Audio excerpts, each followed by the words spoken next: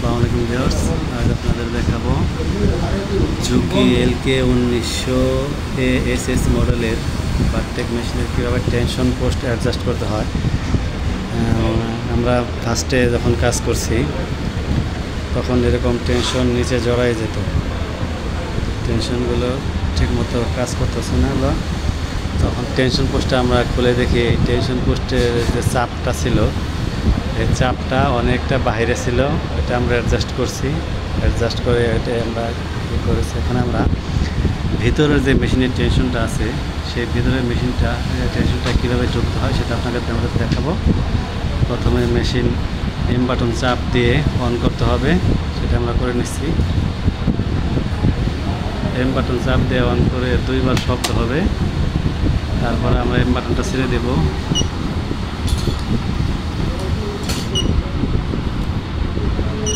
তারপরে এই বাটনটা চাপ দিয়ে ধরে রেখে আমরা P5 2 বার, P3 2 বার চাপবো। তারপর আমরা মাইনাস চাপবো, মাইনাস বাটনটা চেপে 242 নাম্বার প্রোগ্রামে যাব। তারপর আমরা রেডি বাটনটা চাপবো। এখানে আমাদের ভিতরে টেনশন স্ট্যান্ডার্ডই আছে, এখানে আমাদের কোনো সমস্যা নাই। তারপর আমরা চেক করে নিলাম আমাদের ভিতরের টেনশনে কোনো প্রবলেম আছে কিনা।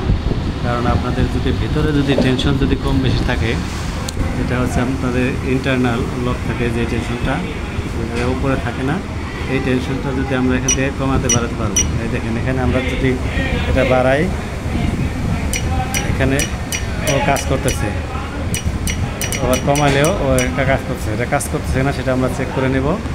আমাদের কাজ করতেছে ভিতরে টেনশন। সো আমরা এখানে যেটা স্ট্যান্ডার্ড রাখা প্রয়োজন সেটাই আছে।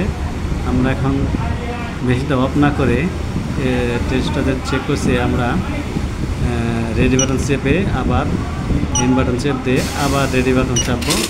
মেশিনটা আমাদের এখন চলার উপযোগী হয়েছে।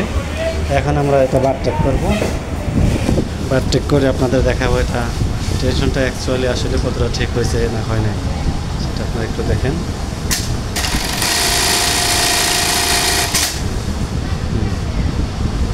অনেক সুন্দর টেনশন হয়েছে এখন।